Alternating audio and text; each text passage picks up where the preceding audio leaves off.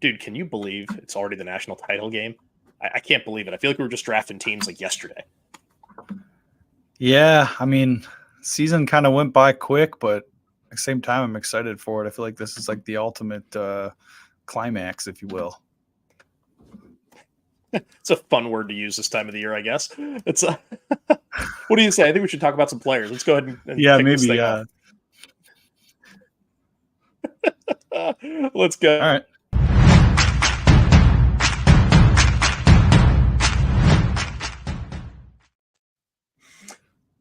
Good morning, afternoon, or evening, depending on your time zone. Welcome to the first episode of the Dynasty Green Room. I am your host, Gridiron Ratings' very own Jeff DiMatteo. With me is my co-host, analyst, and friend, Kyle Lindemann from Rotoballer. Kyle, how are you? Man, I'm jacked. We got 2 football games today. We got a full slate tomorrow. We got the finale Monday. I'm feeling good. You know, it's always so much fun. We get into the college football playoff. There's always so many great players. We've seen a ton of stuff all year long, right? There's a lot of conjecture, a lot of mock drafts, a lot of talk about this guy, that guy's going to be a first-round pick. Now we get to see where the cream rises to the top, right? The best players against the best players really start to, figure out who's going to separate themselves, right? Absolutely. You got a little delay there? There you go. Okay. I thought you had a little delay on that one. Yeah, we should be good. Well, I'll tell you what, Sorry, we've got. Oh, no, you're cool, man. That's all right if you're getting all set up there. So we've got about 6 players we wanted to go through, and then maybe a few other grab bag guys we'll jump into later in the show. So I'll tell you, why don't we jump right into it? Hey, number one guy we want to talk about.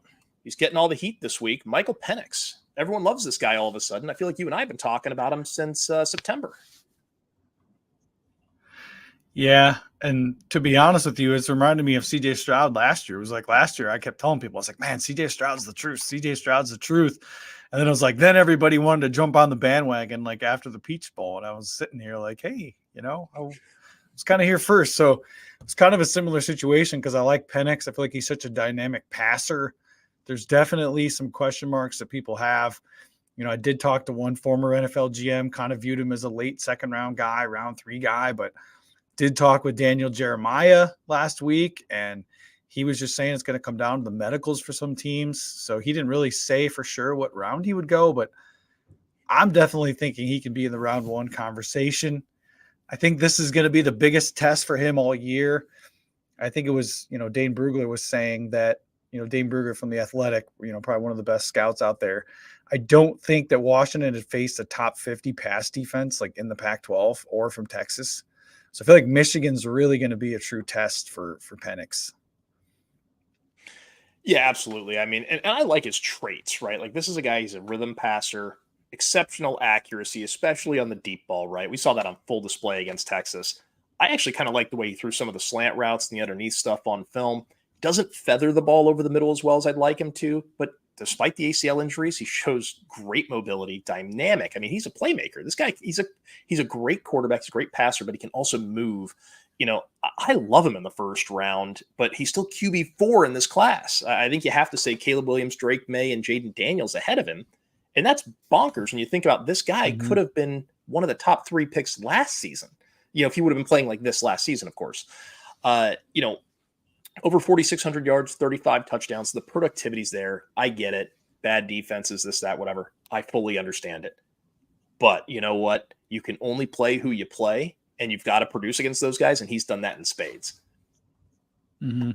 Yeah, I mean, he had a couple of plays. Like he had the one where the interior D lineman came like right up the gut. He kind of dodged him, and then he fired a bullet like right over the middle. Then he had one of his touchdown passes where he dropped back. I think the play was from the 19 and he was around like the 25, 20, somewhere in there. And he just fired a strike over the middle, like right in between both safeties for a touchdown.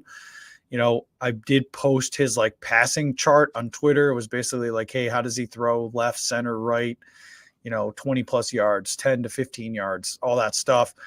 He's definitely better downfield than he is kind of that like 10 to 15 yard intermediate pass, which Michigan's probably going to do a better job of taking away the deep passes on Monday night, either with scheme they're definitely going to mix up their coverage more than Texas did. I mean, Penix even said after the game, like Texas was just running this vanilla defense that he was able to pick apart. Michigan's not going to do that. They're going to make life a lot harder on him. And, you know, kind of with them having a strong defensive front, maybe he's not going to have as much time to throw. So I feel like that's really his like final litmus test for me. I think if he can maybe, you know, shine against Michigan, I think he's really, really going to jump. I think it'll be a lot of fun to do a single like 30-minute show on Michael Penix where we can go through his college football playoff run, talk about it, some of his conference games, non-conference games, get into the weeds a little bit on interview history and injuries. We can probably figure on that at some point in the spring here before the draft. Not to overly tease it. But let's go ahead and hit another one here. Let's hit the other side of the ball. What other side of the ball we've got? Or other side of the field rather. JJ McCarthy, Michigan quarterback. You know, not a lot of volume for this guy. People like him, people hate him. It seems like he's pretty polarizing. You know, what's your take on JJ?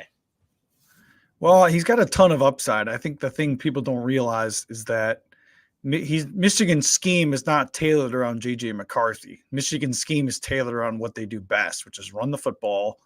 And they have such a dynamic defense, they don't need McCarthy to drop back 45 times a game. So I think sometimes people look at the stats and they're like, oh, yeah. But, like, it's you got to talk, you know, people forget so much about the context behind, you know, football. I think there was a pretty big interview. I think it was like Kevin Clark and Chris Long. Remember Chris Long, the former NFL defensive end, Howie Long's kid? Yeah. And he's talking about how, you know, the biggest mistake we make is we never take context into the situation of anything. And, you know, I actually talked to Randy Mueller, you know, former Dolphins and Saints GM. He's kind of becoming good. Yeah, he's kind of becoming a good friend / mentor of mine over the months. I love talking ball with him. I probably check in with him once a week.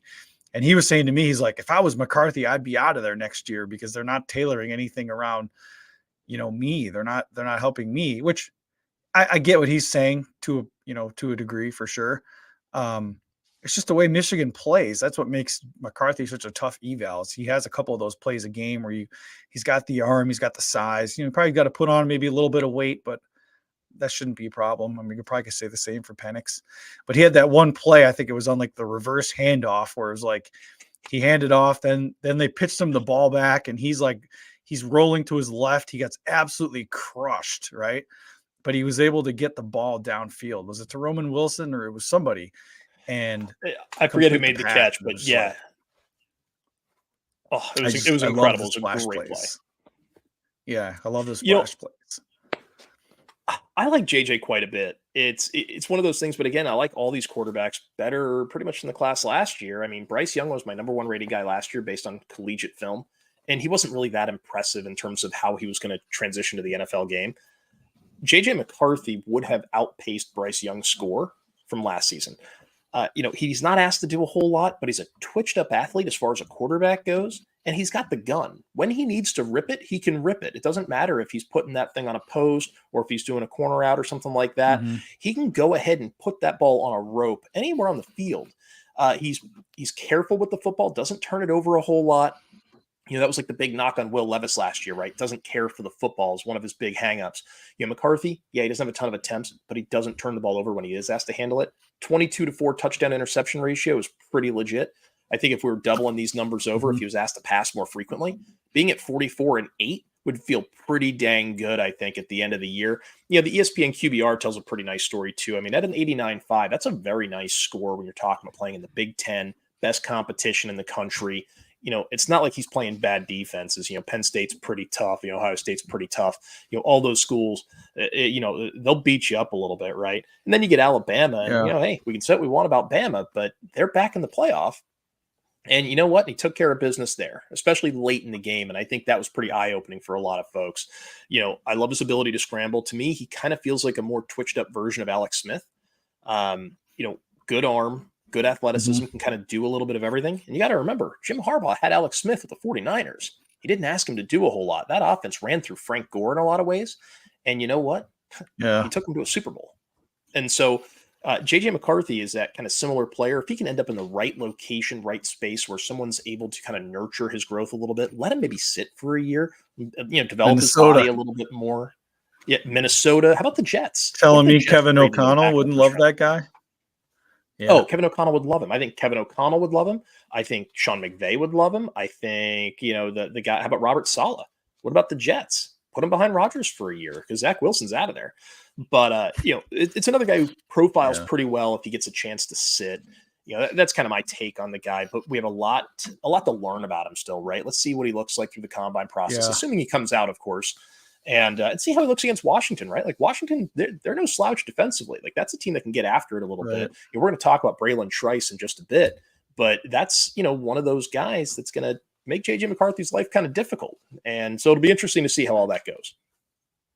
Yeah. I think one thing before we transition, I always like to look at on PFF a quarterback's big time throw rate versus Yep, their turnover worthy play rate. And sure. I like my quarterbacks to have a 2-to-1, 2-to-1. Hey, we're making big time throws, double that we are turnover Sure. worthy plays. Turnover worthy play for everyone listening would be maybe a pass that could, maybe should have been intercepted, but wasn't, or variety of reasons.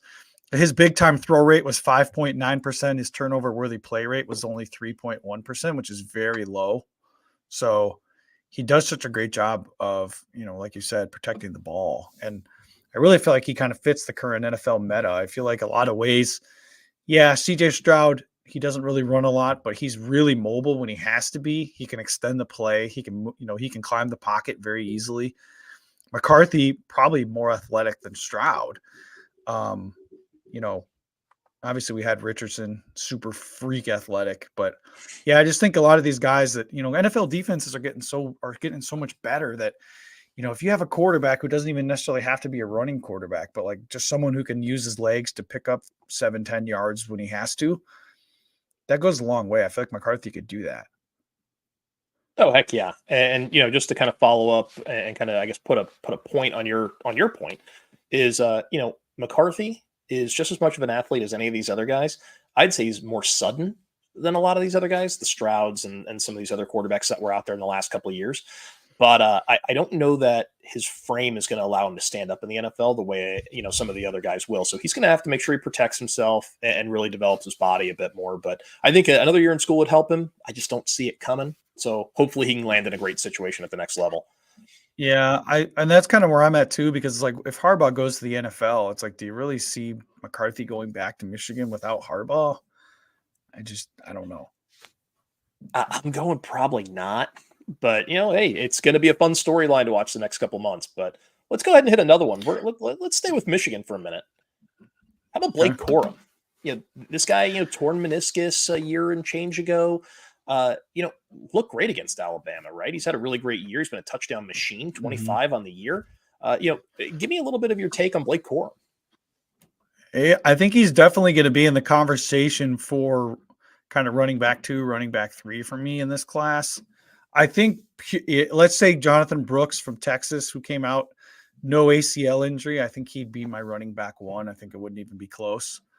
I've got Trey Sure. Benson from Florida State is right there, and I think Corum is right there with him.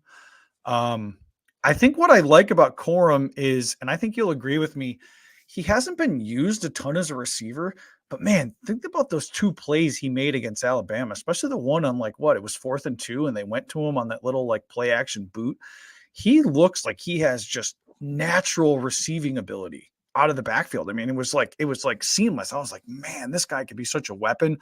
I love how low he runs to the ground. He's just a guy that he's just very hard to tackle, but he's fast. He's got some twitch to him, but he's strong at the same time. I feel like he can run through tacklers. So I really feel like he's someone that he does everything well. I don't know that he really has a weakness. Now he's 23 already. He's probably going to be about 5'8", 215, I would say, as we get to the combine. So really good size. Maybe not height, but I feel like sometimes it's at 5'8", 5'10" range is kind of perfect for running backs, because I feel like you kind of he runs really low to the ground. You notice that too? Oh yeah, absolutely. He's got a great low center of gravity, and let's not forget Barry Sanders was 5'8", right? Like being under 5'10" isn't the end of the world.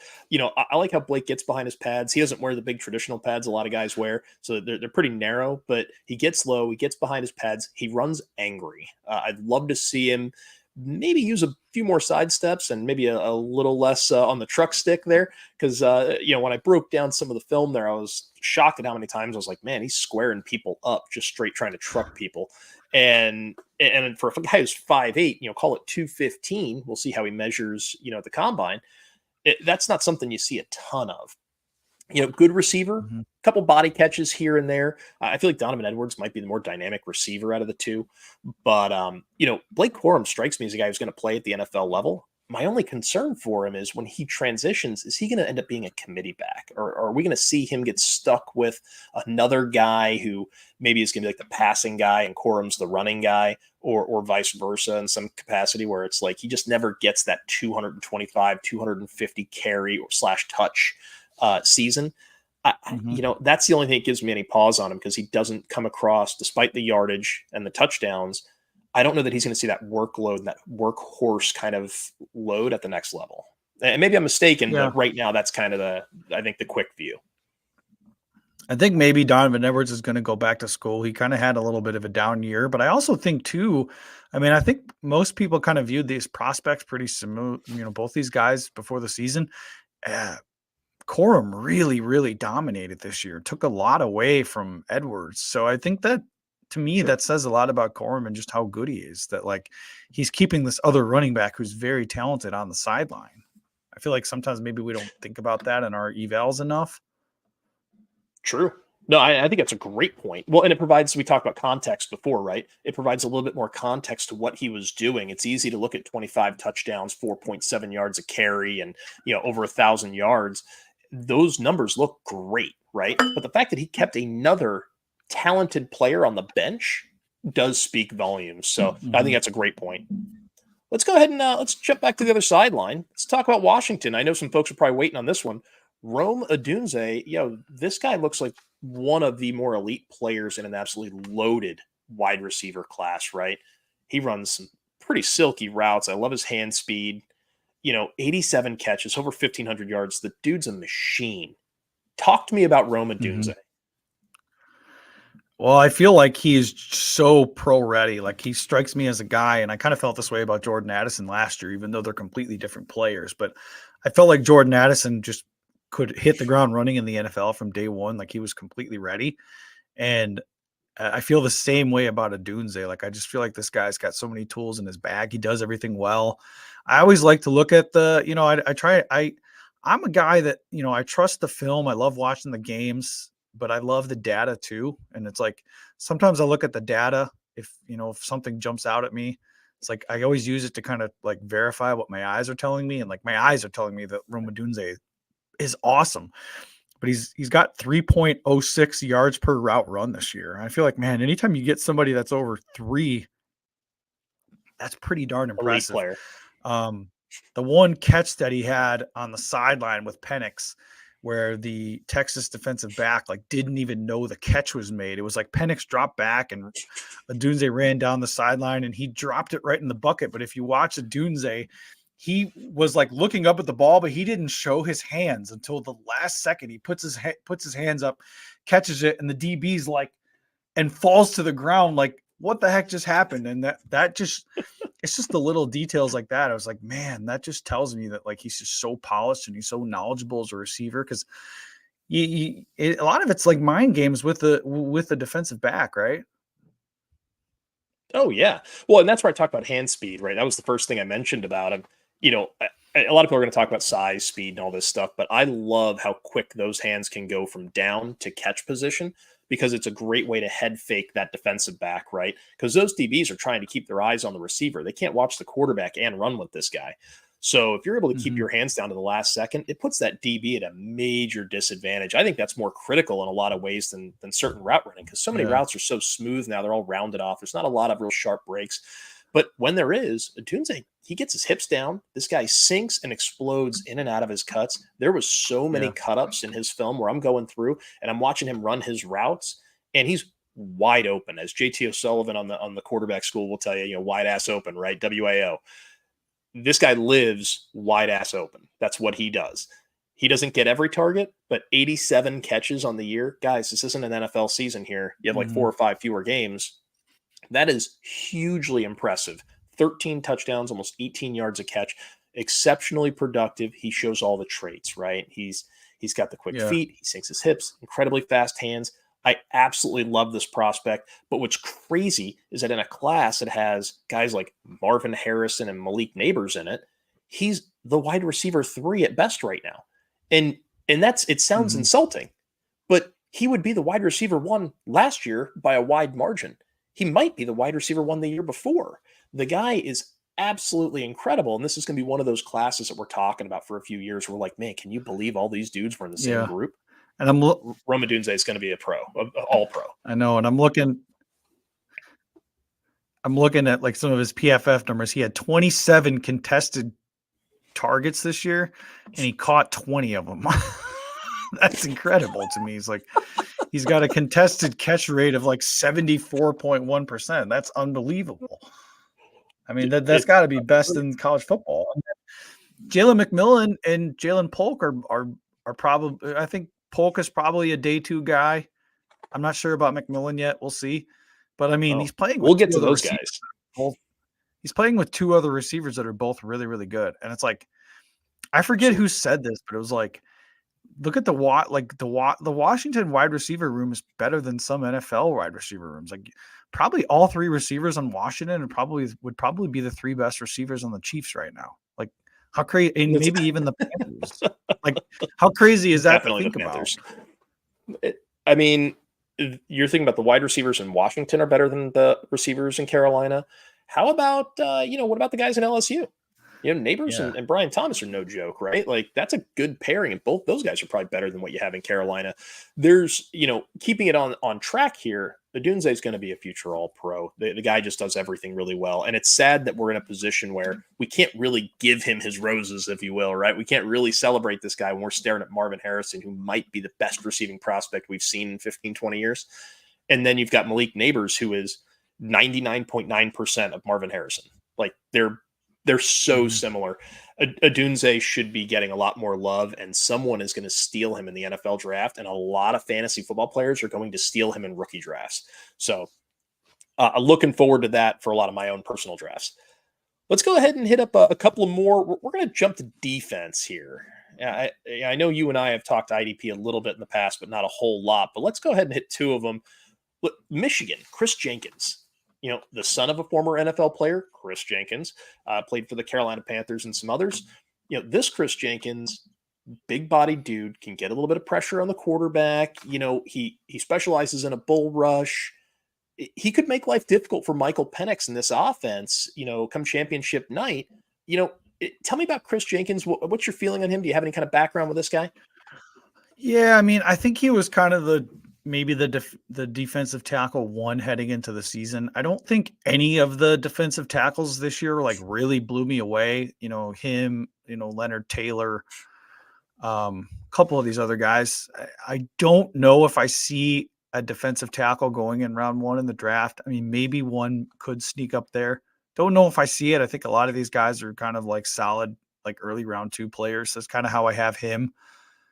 I think he is a good player. I think he's someone who's going to test really, really, really well at the combine. I mean, he was on the, Bruce Feldman of CBS. He always does his college football freaks list of guys that are just unbelievable athletes. And Jenkins was on that list. And a lot of Michigan guys have been on that list.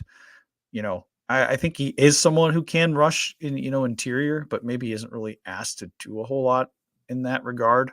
So right, we'll definitely see. I mean, I'm not anti Jenkins. I kind of view him as like probably an early to mid round 2 guy. Okay.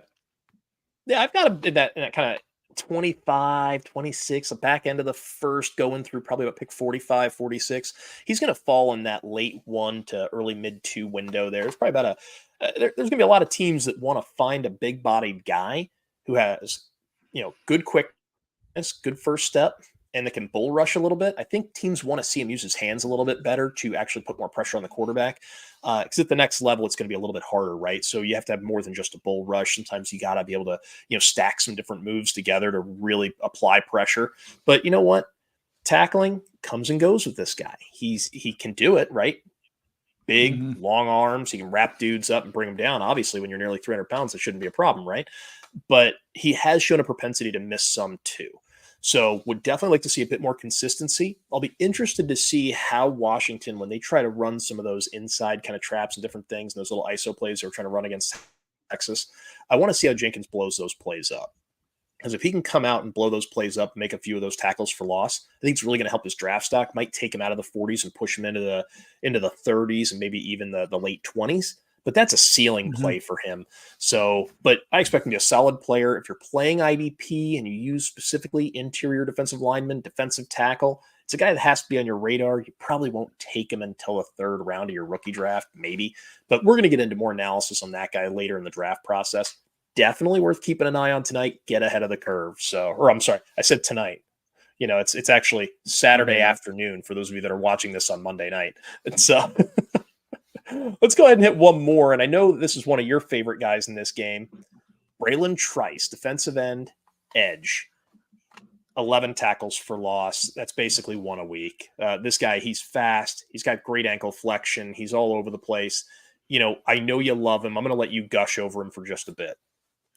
Yeah, I mean, I just felt like he was relentless on Monday night. Like, we're talking about someone the last 2 years has had 70 total pressures in last year and in 2022. I believe in 2023, he led all of college football in pressures. And I think he only had like 9 sacks or 8 sacks, or I think you have 7, but sometimes PFF. Yeah, I got 7 on there. I think it's important for people at home that, yeah, we all love sacks, but like most scouts and GMs and front offices are looking at pressures and hurries and like QB hits and stuff. I just love the way this guy plays. And there was a couple of times on third down where they actually moved him inside and he was rushing up the gut. And there was one time he got right after Ewers. And I was like, oh man, like NFL teams are going to love that versatility, that like he's someone that you could actually put him inside on third down. I'm curious what he's going to run. I don't know what his 40 time will be. Obviously the 10-yard splits for the defensive linemen are more important than the 40 time, but I just feel like this guy's a solid round 1 guy. I've seen a lot of mocks that didn't have him in round 1. And I'm just like, man, this guy plays such a premium position. He's got the production. He's got the size. He might not be, this guy might not be a Lamborghini, but like, he's just so reliable. And I just feel like he's just someone, man, you're at like pick 20 or something, and you just want a guy that you can plug in for a decade on the edge. That's just going to give you production. I just love this guy. Yeah, he'll be a top 36 NFL pick. I don't think he's going far into the second. The only thing that's going to push him down the board is the fact that you've got guys like the kid from UCLA, Leatu Latu, and you've got Chop Robinson and Jared Verse and some of these other guys. So it pushes another talented player down the board. Turner. He's an NFL player. Yeah, Turner's another one. Yeah, he's going to be a stud. And I look at Braylon Trice and I see a guy who's going to thrive in kind of that stand-up edge rusher role. He's going to be used to stunt and twist and do some things. He has the ankle flexion to achieve it. He's, like I said, good speed, good athleticism. The guy just kind of does everything well. Actually pretty good with his hands too. What I really want to see is how he can kind of anchor down an offensive lineman and beat guys with speed around the edge. I want to see him really seal up and get around the edge against better offensive tackles. But I mean, we're going to see some of that in the drills at the combine and some of that. So I'm really excited about Trice. This is a dude where, again, if you're playing IDP, everyone's fallen all over themselves for some of those other names we've already mentioned. This is a guy you're going to be able to steal a little bit later, put him on your roster. You're probably going to taxi him for the first year, depending on where he lands. But expect him to have a very productive NFL career. I think he profiles as one of those kind of 10, 11 sack a year reliably type of guys. So it does well in like a sack heavy league, but definitely another name to keep an eye on Monday night. And, definitely know where you heard it first. And that was right here on the Green Room.